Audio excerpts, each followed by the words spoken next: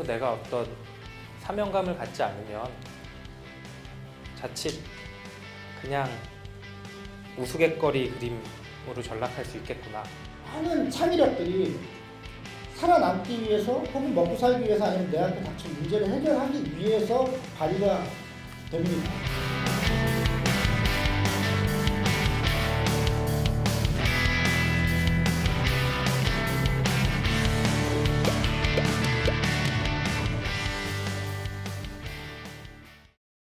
제가 양경수라는 이름으로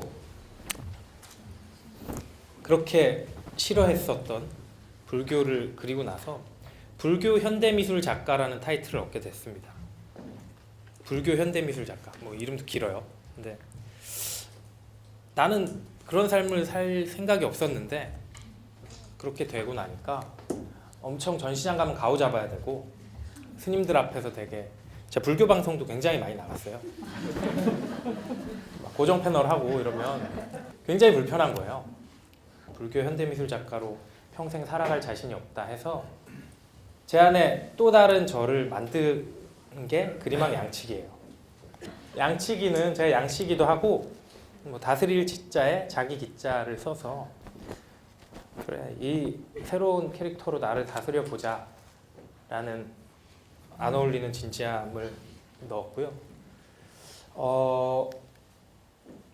웹툰은 분명히 제가 할 수가 없었고, 그렇다고 일러스트레이터도 아니어서 뭔가 웹툰과 일러스트 사이에 그림을 그리기 시작했어요. 처음에는 뭐 4컷도 그리고 2컷도 그리고 귀찮아서 이제 1컷만 그리게 됐죠. 처음으로 포털 다음에 스토리볼이라는 데 연재를 할 수 있었어요. 처음으로 연재를 하니까 댓글도 달리고 반응이 바로바로 오더라고요.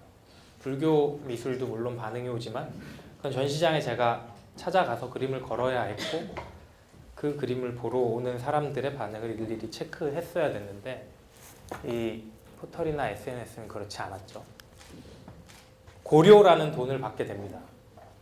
고료. 그림 팔았을 때의 느낌이랑 180도 달랐어요. 고료라는 돈은 정말 소통하고 공감해서 얻은 돈 같아서 기분이 너무 좋더라고요. 고료를 받았을 때. 그래, 이렇게 뭔가 사람들과 소통하고 공감하니까 크진 않지만 보람찬 돈을 벌 수 있구나. 누구와 내가 공감하고 소통할 수 있을까? 그리고 저의 인생을 바꿔놨다고 해도 과언이 아닌 약치기 그림입니다. 시작은 이게 처음 그린 그림인데 시작은 정말 단순했어요. 친구들이 맨날 욕을 하길래 직장 상사 욕하고 회사 다니기 싫다 해서 그럼 내가 뭐 그려봐야지 해서 그린 게 정말 시작이었고요. 이런 그림들을 계속 그리다 보니까 네이버 웹툰, 전 웹툰 작가의 길을 진작 포기했었는데 전혀 다른 방식으로 네이버에서 연락이 왔습니다. 네이버 웹툰에 연재를 하자. 난 1컷인데 괜찮겠냐? 괜찮다. 1컷으로 원래는 직장인들의 애환 똑같이 그리려고 했어요. 근데 네이버 웹툰 뭐 보시는 분들 너무 많이 계시죠?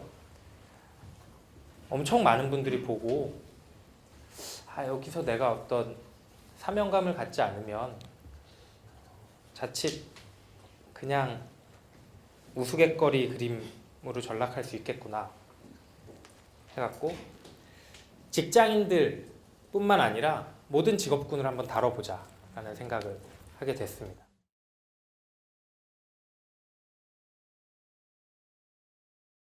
이것도 결국은 창의력이란 무엇인가 강의를 하기 위해서 제가 계속해서 제 인생을 되돌아보고 내가 어떻게 만화가가 되나 안간힘을 써서 막 생각하다가 전혀 엉뚱한 데서 뭔가 생각이 났어요. 갑자기 생각나는 게 이 그림이에요. 요거. 과연 창의력이라는 게 인간한테 왜 생겼나를 처음에 생각해봤어요. 이 생각 저 생각 다 해본 거죠. 생각해봤는데 요 장면이에요. 요 장면이 갑자기 머릿속에 떠오르고 제가 생각하는 창의력의 본질이 뭔가 알게 된 떠오른 장면인데 어느 원신이 길을 가다가 저렇게 멧돼지를 만난 거예요. 멧돼지 만나가지고 목숨이 위험하잖아요. 멧돼지가 자기랑에 막 달려오는 거예요. 달려오니까 이쪽으로 구르고 저쪽으로 구르고 왔다 갔다 막 구르고 살아남으려고 안간힘을 쓰다가 갑자기 머리에 전구가 하나 딱 켜지는 거죠. 멧돼지는 직진만 하네. 그리고 전구가 두 개째 딱 켜진 거예요. 그러면 그래갖고 저쪽으로 달려가서 절벽 앞에 서 있었던 거예요. 그리고 멧돼지가 달려올 때 피해서 멧돼지 절벽으로 떨어지고 목숨도 구하고 멧돼지 고기도 얻는. 이게 왜 떠올랐는지 모르겠어요. 여하튼 이 장면이 떠오르면서 뭔가 갑자기 모든 연결고리가 쫙 맞춰지기 시작하는 거예요. 제가 창의력은 조합이라고 얘기한 것처럼 계속해서 몇 달을 고민하다 보니까 뭐가 쫙 모이면서 생각이 난 게 창의력이라는 게 우리가 생각할 때 보통 창의력이라고 하면은 상상력, 놀라운 발상, 아이디어 아니면 문학 작품 아니면 음악 그런 걸 다 생각하잖아요. 창의력이라고 그러면. 그리고 기발함, 특히나 기발함이 창의력이라고 생각을 하잖아요. 근데 제가 본질로 느낀 건 뭐냐면 창의력은 이게 아닐까. 이게 제가 찾아낸 창의력의 본질입니다. 생각해보면 인류가 지금까지 이룩한 모든 문명과 또 예술작품들조차도 이 명제에 벗어날 수 없다고 생각을 해요. 원시인이 멧돼지 잡아먹고 들어 누웠더니 너무 추워가지고 옆에 왔더니 잡아먹은 멧돼지 껍질이 있어 뒤집어 쓰기 시작해서 뒤집어 쓰다 보니까 이거 팔 나올 구멍을 하나 좀 만들고 그 옷을 만들고 그러고 여러 가지 도구를 만들고 하는 게 왜 그때 창의력이 갑자기 나는 크리에이티브한 원시인이니까 창의력을 발휘해야지 그러지 않았을 거 아니에요. 먹고 살려고 살아남으려고 문제를 해결하고 눈앞에 닥친 문제들을 극단적으로 얘기하면은 제가 어떻게 이렇게 많은 만화를 그릴 수 있죠라는 질문을 되게 많이 받는데 항상 하는 대답이 그거예요. 먹고 살려고 하다 보니까 여기까지 왔습니다가 답인데 사실이거든요. 현실적인 이야기고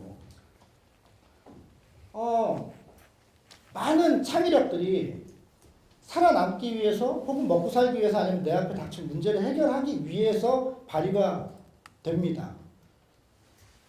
에디슨이 전구를 발명한 거나 원시인들이 도구를 발명한 거나 그리고 인류 문명을 바꾼 언어의 발명조차도 원시인들끼리 있으면서 막 꽥꽥거리면서 하는데 답답하니까 공통된 뭔가 음원을 찾고 해가지고 언어가 발달되고 언어를 계속 대화를 나누다 보니까 이거 좀 전달해야 되는데 안 되니까 문자가 발명되고 그 문자를 기반으로 전설들이 채집되면서 문학이 형성이 되고 그러면서 우리가 아는 크리에이티브한 여러 가지 이제 서사들이 나오기 시작하고 또 여러 가지 발명들 증기기관부터 시작해서 전기라든지 지금 로켓까지도 눈앞에 닥친 문제들 이 중에는 생존을 위한 문제들이 아닌 경우도 많이 있겠지만 본질적으로 먹고 살기 위해서라는 문제까지 겹친다는 직업인들이니까 많은 크리에이터들이 만약에 먹고 사는 문제가 아니면 그 크리에이터들이 그렇게 노력을 했을까 이걸 해결하려고 노력을 했을까 하는 생각까지 좀 더 과하게 덮어 쓴다 그러면 이 명제에서 벗어나는 창의력은 흔치 않은 거예요. 정말 순수하게 정말 나는 뭔가 문학적 성취를 위해서 노력하는 순수 예술가들도 많이 있겠지만 그분들도 머릿속에는 자기 앞에 놓인 문제에 저 앞에 있는 여자친구한테 관심을 얻기 위해서 뭔가 글을 잘 써보려는 문제를 해결하기 위한 게 발단이 아니었을까 생각을 하거든요.